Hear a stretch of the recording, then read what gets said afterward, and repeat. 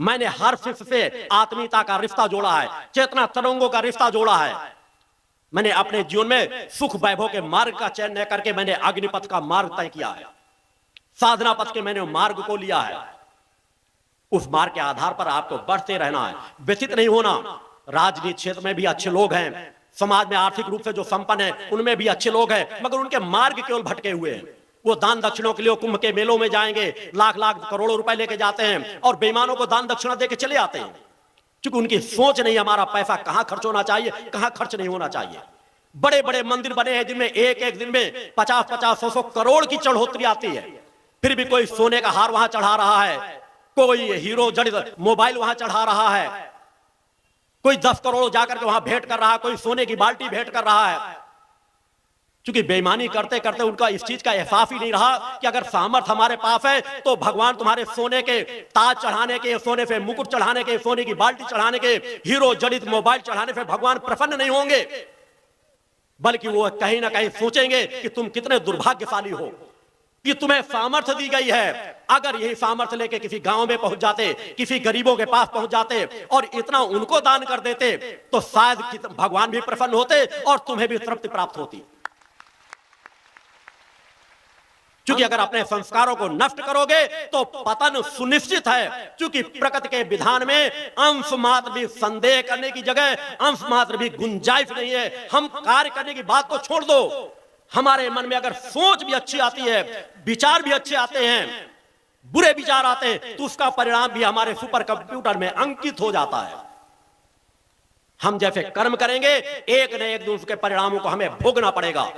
आज तुम्हें मालिक बनने का सौभाग्य प्राप्त हुआ है, तुम अपने यहां काम करने वालों को यदि गुलाम मानते हो, यह तुम सबसे बड़ा अपराध करते हो। तुम अपना कार्य कर रहे हो, तुम्हारा कार्य कर रहा है।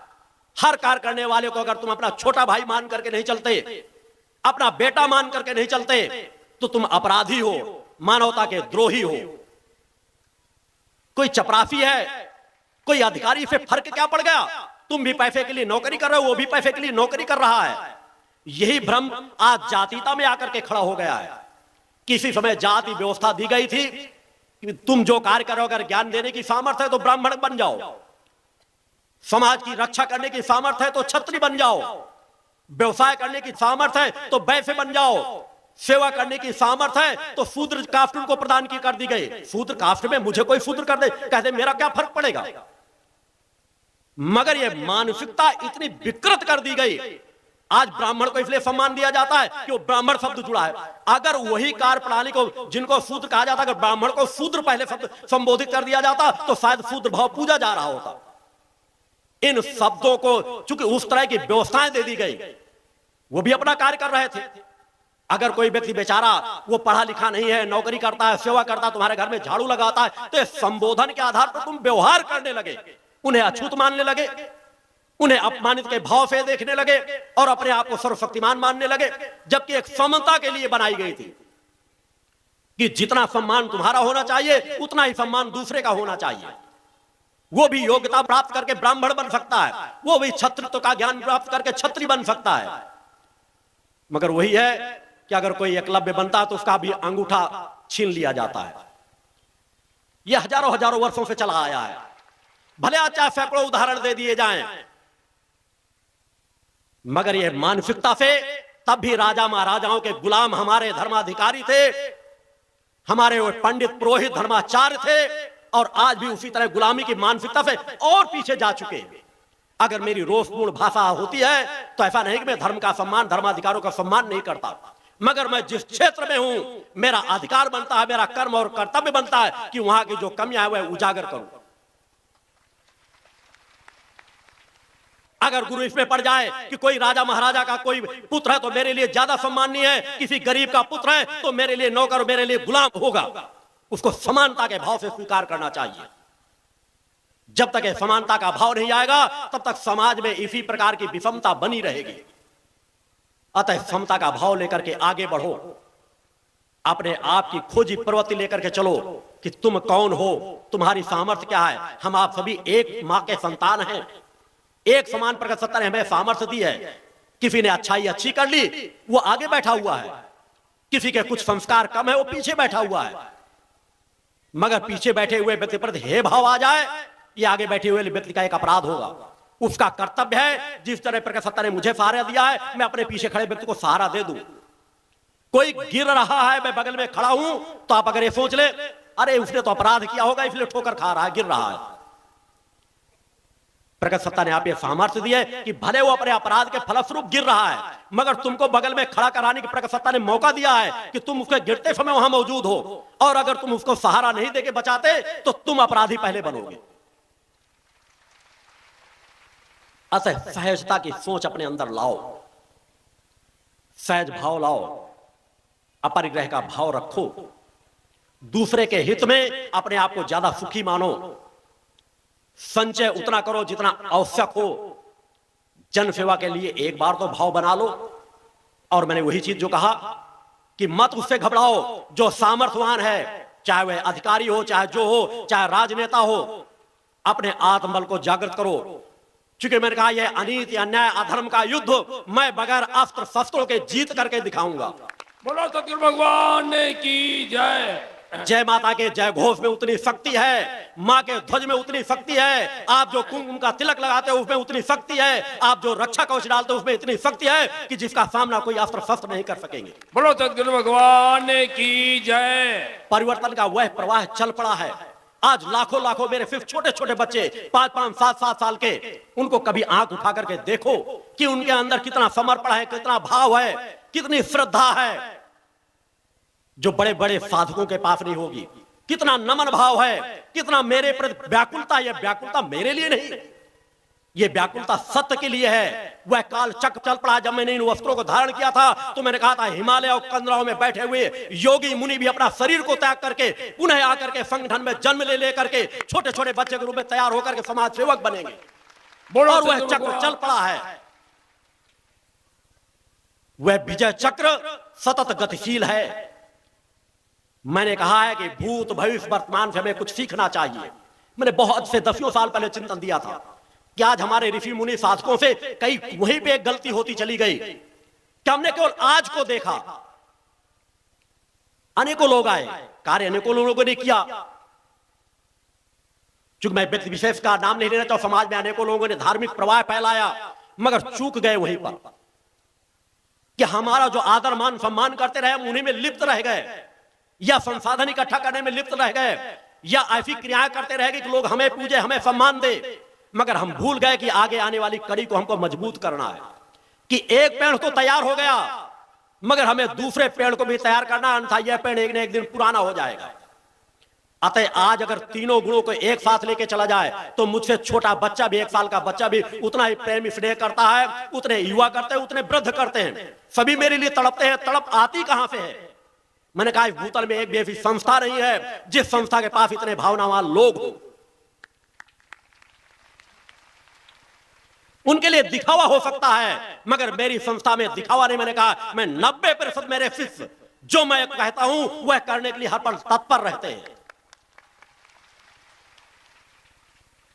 लोग कहते हैं गुरुजी सम्मोहन कर देते हैं। अगर तुम माता पिता जो बच्चों पर प्यार लुटाते हैं, बच्चों के कष्टों में जो इफ्नेल हाथ फेरते हैं और उनके कष्ट दूर हो जाते हैं, अगर वो सम्मोहन करते हैं तो हां मैं सम्मोहन करता हूं। फिर इस धरती पर मेरे समान सम्मोहन करने वाला दूसरा व्यक्ति नहीं है। मैं अपने हृदय की चेतना तरंगों से संबंध जोड़ता हूं। माता पिता के इफ्नेल हाथों से भी बढ़ करके मेरी चेतना तरंगे तुम्हें स्पर्श करती हैं। वह सत्य की तरंगे होती हैं, किसी लोभी लंपट की चेतना तरंगे नहीं होती हैं। हर पल मैं अपने आप को विसर्जित करने का भाव रखता हूं। यही कारण है कि मैं एक स्थान पर रह करके भी देश के कोने कोने में, विदेशों तक वह प्रवाह फैलता चला जा रहा है। वर्ष में 1 या 2 बार आश्रम में बाहर आता हूं, मगर फिर मेरी चेतना तरंगे समाज में उसी तरह कार्य कर रही हैं कि मेरे शिष्य लाभ हानि जीवन मरण से परे यात्रा तय कर रहे हैं। उनके अंदर ललक होती है कि ये क्षणों को हम हासिल करें, क्योंकि उन्हें यह सत्य का ज्ञान हो चुका है कि हमारा शरीर नष्ट भी होगा तो हमें पुनः जन्म से प्राप्त होगा और पुनः इस मार्ग में हम लगेंगे। बोलो सतगुरु भगवान की जय। कार्य करने के नमूने तो हर जगह, कितने प्रमाण आप देखना चाहोगे कि समाज के अंदर के भाव। अभी रायपुर में दिलीप मरकाम के एक एक्सीडेंट में मृत्यु हुई, शरीर त्यागना पड़ा, मगर अंतिम क्षणों पर मैंने यही चीज कहा है कि अंतिम क्षणों पर हर पल मैं शिष्यों के पास होता हूं। वह किसी घटना का अगर उनके जीवन के त्यागने के योग है तो उस समय के साथ आएंगे जरूर, क्योंकि मैं जीवन मरण की परंपरा को रोकने नहीं आया। मगर जिसके सामने दुर्घटनात्मक योग होते हैं कि अगर किसी को अपाहिजता का जीवन जीना होगा, उसे सहारा उसे देता हूं कि बड़ी घटनाएं सामान्य बन करके निकलेंगी, मगर जब शरीर त्यागना होगा तो समय के साथ वो घटना घटित होगी। उन क्षणों पर उसी समय चौहान लोगों को मालूम है मेरे साथ मेरे कमरे में मेरी क्रियाएं क्या हो रही थी, मेरे बच्चे भी वहां मौजूद थे कि साथ वर्षों से मेरे साथ ऐसी स्थिति रहा, चूंकि मैंने उसको वह नजदीकता दी थी। आप ये मत सोचो कि हमको एक क्षण प्राप्त हो रहे हैं तो हमको गुरु जी के पास नजदीकता। गुरु आपको तभी खींचता जब आपको मेरे सहारे की जरूरत होती कि अंतिम क्षणों पर तुम्हें संस्कार हासिल कर लो। मैं इतना अपनी तरफ आकर्षित कर लेता हूं सत्य की तरफ कि तुमसे इतने संस्कार करवा दूं कि कम से कम तुम नवीन जीवन जन्म लेकर के भी मेरे पास खड़े नजर आओ, मेरे बीच खड़े नजर आओ। और मेरा कोई भी शिष्य कभी प्रेत योनि में नहीं जा पाएगा, यह मैंने शिष्यों को आशीर्वाद दिया है। बोलो शंकर भगवान की जय। उसे वह संस्कार प्राप्त होंगे। मेरी साधनात्मक जो मैं एकांत मेरी साधनाएं चलती रहती हैं वह समाज को समर्पित रहती हैं और वो भाव शिष्यों में रहते हैं। आपका छोटा सा परिवार के साथ दुर्घटना घटित हो जाए, आप पूजा पाठ बंद कर देते हो, भोजन कर लोगे, कपड़े पहन लोगे, रिश्तेदारी निभा लोगे, मगर आज नवरात्र के दिन हमारे घर में खत्म हो गया, हमने नवरात्र मनाना बंद कर दिया। गुरुवार के दिन ऐसा हो गया था, हमने गुरुवार का व्रत रहना बंद कर दिया। दीपावली के दिन हमारा व्रत खत्म हो गया था, हमने दीपावली मनाना बंद कर दिया था। इससे बड़ा अपराध और आप कुछ नहीं करते हो, उस आत्मा को भी कष्ट देते हो। अरे आप लोग सोचते क्या हो? हर एक के मन के अंदर भाव होता है जब मेरी मृत्यु हो तो अच्छा दिन, अच्छा शुभ, अच्छे योग हो, और सौभाग्य से उनके संस्कारों से वे अच्छे दिन, अच्छे योग मिल जाते, तुम अच्छे दिनों का एकदम दूषित मान लेते हो। अरे उन दिनों को तो और मनाना चाहिए कि आपके परिजन की मृत्यु दीपावली के दिन हुई है, दशहरे के दिन हुई है, नवरात्र के दिन हुई है, तो मैं उन दिनों को और प्रमुखता से मनाऊं और प्रसन्नता से मनाऊं। कि अगर मंदिर जाते हुए मेरे परिजन की मृत्यु हो गई है तो मैं उस मंदिर में और जाऊंगा। मेरा कर्तव्य है कि उस मंदिर की कहीं ना कहीं कृपा थी कि मरते समय भी मेरे परिजन को 10 कदम उस मंदिर ने अपनी तरफ खींचा था। भाव तो वह होना चाहिए। मृत्यु तो सबकी आना है, शरीर सबकी, मगर आत्मा अजर अमर अविनाशी है। और वह प्रमाण में जो देता हूं कि छोटे छोटे बच्चों के भाव क्या होते हैं। चांदनी मरकाम में एक छोटी बच्ची जो कोई बहुत ज्यादा उम्र नहीं है, उसके भी खेलने खाने का समय है, वे एक अगर पिता खत्म हो जाए, भाई घातक बीमारी में गिरफ्त अस्पताल में पड़ा हुआ है, मां बीमार है, उसके बाद भी सही तरीके से घर का रोना धोना भी बंद नहीं हुआ, मगर यहां आकर के कार्यकर्ता के रूप में कार्य कर रही है। मैं चाहूंगा कि समाज देख सके, कोई बच्ची खड़ी हो जाए अपने स्थान पर, कि समाज देख सके कि ये कार्यकर्ता के गुण होते हैं, जिसकी तड़प है कि उन परिस्थितियों के बाद भी हम आकर के इस शिविर में सेवा कार्य करेंगे। कोई सहारा देने वाला नहीं है। भाई घातक बीमारी से काफी लंबे अंतराल से किडनी पूरी तरह से फेल हो चुकी है, बहुत पहले भी उसका शरीर का अंत हो जाना, मगर किसी तरह मां की कृपा से घसीट रहा है। आफरत रहे बेटा, ये वह भाव पक्ष है, वह चेतना शक्ति है जो मैं लोगों के छोटे छोटे बच्चों के अंदर भरता हूं। इस तरह मेरे एक दो नहीं, हजारों नहीं, लाखों शिष्य हैं, दसियों हजार वैसे कार्यकर्ता हैं कि मेरे एक इशारे पर सब कुछ करने में सामर्थ्यवान है। मगर मैंने कहा मैं विद्रोही आग कभी नहीं भरता, चेतना की आग भरता हूं, अनीति अन्याय अधर्म के खिलाफ आवाज उठाने की आग भरता हूं।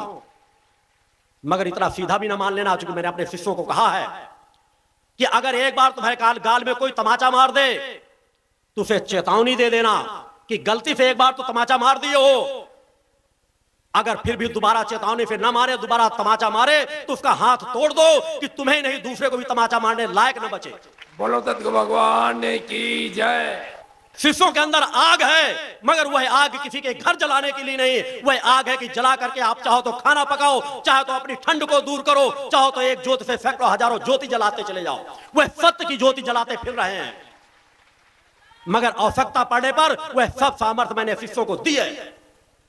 और वही रास्ता मैं धीरे धीरे तय कर रहा हूं कि मैं सभी नेताओं को, सभी समाज सेवकों का आह्वान करता हूं, क्योंकि मैं जानता हूं कि 99% आज राजनेता भ्रष्टाचार, अनीति, अन्याय, अधर्म में लिप्त हैं। आपके पास एक मौका है कि अपने आप को सुधार लो। अगर नहीं सुधार सकोगे तो मेरे शिष्य सुधारने की सामर्थ्य रखते हैं। तुम्हारी सामर्थ्य को, तुम्हारी गद्दियों को, तुम्हारे धरातल को खिसका करके रख देंगे। वह समय दूर नहीं है। मुझे राजनीति नहीं, धर्म नीति करना है। राजनीतिक शब्द संबोधन ही एक अपराध है। राजनेता कहते हैं हम तो राजनीति करते हैं। राजनीति करते इसका मतलब समाज सेवा का कोई भाव नहीं रहेगा, प्रजातंत्र का कोई भाव नहीं रहेगा। आज प्रजातंत्र नहीं, हमारे देश में गुंडा तंत्र राज्य लागू है, सब जगह चल रहा है, अपराध तंत्र चल रहा है। प्रजातंत्र कहीं नजर नहीं आता। क्या हमारे स्वतंत्रता संग्राम सेनानियों ने अपने शरीर का न्यौछावर अपने हफ्ते हफ्ते फांसी के फंदे को गले पे इसलिए झूला था कि हमारा देश आजाद होकर के बेईमानों के हाथ की कठपुतली बन जाए, समाज भ्रष्टाचारियों का बोलबाला हो जाए? एक बार सोचना पड़ेगा समाज को कि उन्हें सुधरने का मौका दो। अगर नहीं सुधरते तो उन्हें सुधारने का निर्णय तुम्हें लेना है, यह मैं तुम्हें अधिकार देता हूं। अगर कोई राजनेता आज के बाद से तुम्हारे क्षेत्र में शराब बंटवा करके, मांस बंटवा करके, पैसे बंटवा करके वोट खरीदना चाहे तो कम से कम उस राजनेता को कभी अपना वोट मत देना। अगर वो शराबी है, अगर वो मांसाहारी है, तो उसको वोट देकर के तुम सबसे बड़ा अपराध करोगे, मानवता के दुश्मन होगे। अतः याद रखना, अगर तुम मेरे शिष्य हो तो आज के बाद से कभी भी किसी ऐसे राजनेता को अपना वोट मत देना जो शराब पीता हो, मांस खाता हो और शराब मांस बंटवा करके चुनाव जीतना चाहता हो। हमें सभी सुधार सभी पक्षों में करना है। सत्ता कोई हासिल करे, मगर सत्ता चलेगी तो हमारी विचारधारा के आधार पर, मानवता की विचारधारा के आधार पर। मानवता ने बहुत कुछ सह लिया, मगर अब वो आगे सहने की आवश्यकता नहीं है। बड़े बड़े हमारे स्वतंत्रता संग्राम सेनानियों की तस्वीरें पीछे टांग ली जाती हैं, हमारी ऋषि मुनियों की तस्वीरें पीछे टांग ली जाती है और बेईमानों को वहीं पर बैठाकर सम्मान किया जाता है। क्या कहती होंगी उनकी आत्माएं? क्या हमने इसी तरह बेईमानों को अपने नजदीक, अपने मंचों में स्वागत करने के लिए इतना बड़ा बलिदान दिया था? उनके भी भाई थे, बहन थे, पत्नी थे, बच्चे थे। जरा सोचो कि कितनी कष्टों, कितनी यातनाओं को उन्होंने सहा है। तिल तिल करके उन्हें मारा गया, शरीर की चमड़ी उधेली गई, तपते हुए तवों में डाल करके उन्हें जलाया गया और एक एक रोए शरीर के बांसों को फाड़ फाड़ करके रोए नोचे गए। कितनी यात्राओं को सहा, मगर फिर भी वंदे मातरम कहते रहे, जय माता की कहते रहे, भारत माता की जय बोलते रहे। क्या इसीलिए बलिदान उन्होंने दिया था? हमें उस बलिदान की सौगंध है, हमें माता आदिशक्ति जननी जगदम्बा की सौगंध है कि हम प्रतिज्ञा करते हैं कि आज के बाद हम अपने वोट का उपयोग करेंगे, दुरुपयोग नहीं होने देंगे। हमारा सगा भाई, बंधु, माता, पिता भी अगर चुनाव में खड़े हैं और वे इन चीजों में लिप्त हैं तो हम उनके पक्ष में कभी अपना वोट नहीं करेंगे। परिवर्तन की हमें नींव डालना है। 10 सदस्य हो, विरोध में वोट करो। धीरे धीरे हमको नींव डालना है। या तो सुधरेंगे या हम उन्हें सुधार देंगे। हिंदुस्तान उनका नहीं है, हिंदुस्तान पूर्ण समाज का है। अन्यथा यही होगा, बेईमानों का साम्राज्य बोलबाला चलता चला जाएगा। और मैंने कहा है कि भ्रष्टाचार की लगाम जो तुम्हें करना हुआ है, मैं कह रहा हूं, नफा और मांग से तुम्हें सुधारना है, मगर भ्रष्टाचार नीचे से नहीं सुधरेगा। यह अमर बेल की समान है, इसे ऊपर से सुधार करके नीचे की ओर लाऊंगा। सबसे पहले सांसदों को सुधारना पड़ेगा, मंत्रियों को सुधारना पड़ेगा, प्रधानमंत्री को सुधारना पड़ेगा, राष्ट्रपतियों को सुधारना पड़ेगा। और जब वहां से सुधार होकर नीचे की ओर आएगा, जिस जिले का सांसद भक्ति मानव कल्याण संगठन की विचारधारा को जीत करके आएगा, मैं उसे इतना बाध्य कर दूंगा कि वो सत्य धर्म को अपनाएगा, 1 रुपए का भ्रष्टाचार नहीं करेगा। बोलो सतगुरु भगवान की जय। फिर उस जिले में एक भी भ्रष्टाचारी अधिकारी नहीं रह सकेगा, चाहे वह थाना हो, चाहे प्रशासनिक अधिकारी हो। अगर वह भ्रष्टाचार करेगा तो उसे जूतों की माला पहनाकर रोड में घुमाया जाएगा। संगठन में सामर्थ्य होगी, किया तो हम उसे कानून के दायरे में लाएंगे, और अगर कानून दंड देने में सामर्थ्य नहीं होगा तो हमें भले फांसी में झूलना पड़े, हम उसे रोड में ला करके दंड अवश्य देंगे। आपको उस दिशा में कार्य करना है, अपने आत्मबल को जगाना है, अपने गौरव को जगाना है। तुम उस परंपरा के हो, उन ऋषि मुनियों के संतान हो जिन्होंने अपने शरीर को भी मानवता के लिए समर्पित कर दिया। तुम आम इंसान नहीं हो, तुम कीड़े मकोड़े नहीं हो, तुम कुत्ते नहीं हो कि टुकड़ा फेंके और तुम्हारे वोट को ले ले और फिर अय्यासी करें। उनके बच्चे जाकर बियर बारों में, डांसों में नाच गाना करें। वो राक्षसी प्रोत से ग्रसित हैं। राक्षस लोग भी क्या करते थे?